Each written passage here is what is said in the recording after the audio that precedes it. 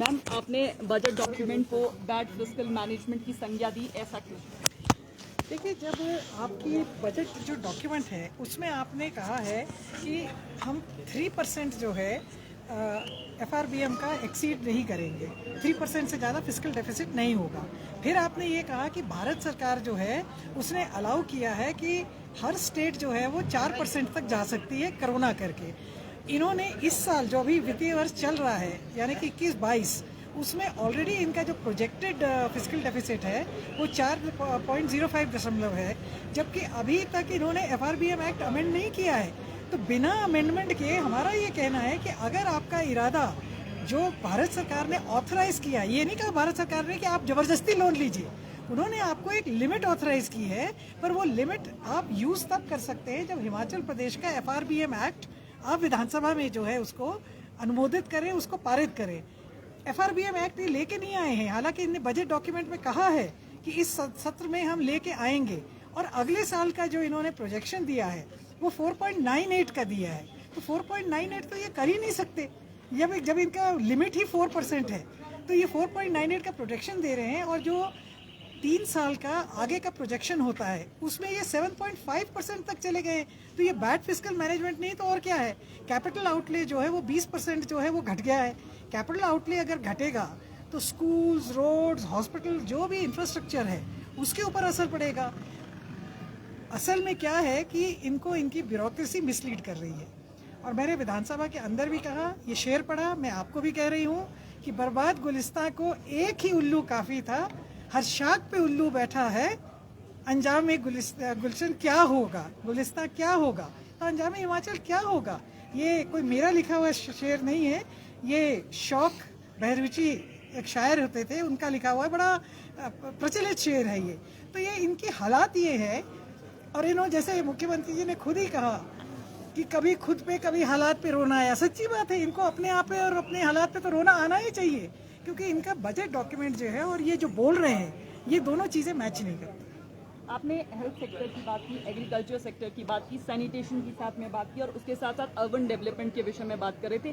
थोड़ा सा बताएंगे कि कमियां कहाँ दिखते हैं? नहीं, देखिए, जो पिछले साल का बजट था उसके आउटले से इस साल के बजट में एग्रीकल्चर सेक्टर में 5% -5% का प्रोजेक्शन है, हेल्थ में -6% का प्रोजेक्शन है, जबकि हेल्थ सेक्टर हमारे लिए कोरोना करके या वैसे भी सबसे एक जिसको हम कहते हैं अहम सेक्टर है। वाटर एंड सैनिटेशन ये -23% पिछले साल से इसका प्रोजेक्शन है, और ये अर्बन डेवलपमेंट का -14% प्रोजेक्शन है। तो जब ये सारे प्रोजेक्शंस हैं, और यही मैं आपको कह रही हूँ कि कैपिटल आउटले कम हो रहा है, जब कैपिटल आउटले कम होगा तो जो डेवलपमेंट के लिए पैसा होता है, विकास के लिए जो पैसा होता है वो कम होता है। तो हिमाचल प्रदेश का विकास, आप उसके बारे में आप कुछ भी नहीं बता रहे हैं, लोन लेते जा रहे हैं, और लोन लेकर के आप अपने आप को और अपनी सरकार को जीवित रखना चाह रहे हैं। तो हिमाचल की जनता को आप सच्चाई बताइए, हम और कुछ थोड़ी कह रहे हैं, हम कह रहे हैं आपका जो असलियत है वो हिमाचल की जनता के सामने रखा। प्रदेश सरकार की तरफ से हम दो चीज़ें कही जाती है। सबसे पहले अगर हम लोन की बात करें तो जो पिछले सरकार है उनकी तरफ से जो कर्जा है वो इतना ज़्यादा लिएगा, और दूसरा ये कोविड के समय की बात कहते हैं कि कोविड के समय में जो व्यवस्था है यहाँ पर उसकी वजह से आज उस परिस्थिति या फिर अर्थव्यवस्था की बात देखिए, ये हम फिर वही कहते हैं कि ये दोहरी बात ना करें। कोविड के दौरान इन्होंने कहा कि इनको स्पेशल जो है सारी एड मिली, इन्होंने कहा कि PM केयर्स फंड से इनको वेंटिलेटर मिले, इन्होंने कहा कि यशस्वी प्रधानमंत्री ने हेल्थ सेक्टर के लिए कोरोना से लड़ने के लिए ये दिया वो दिया वो दिया। तो फिर इनके ऊपर कहाँ से कर्जा बढ़ गया, इन्होंने किस चीज़ के लिए कर्ज लिया।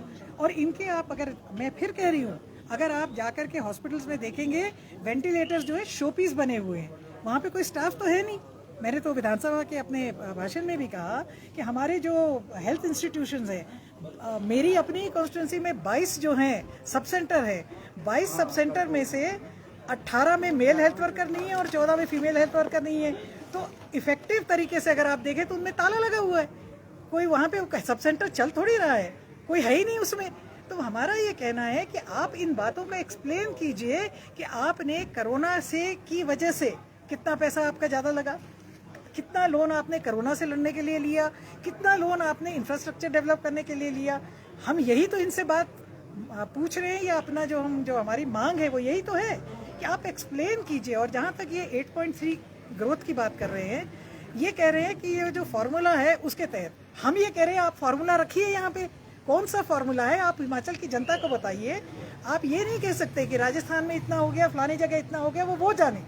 हिमाचल की जनता जानना चाहती है कि आप -5.6 से 8.3 पे कैसे पहुंचे। अगर कोई फार्मूला भारत सरकार का भी है तो हिमाचल की जनता को पूरा हक है जानने का कि ये कौन सा फार्मूला है।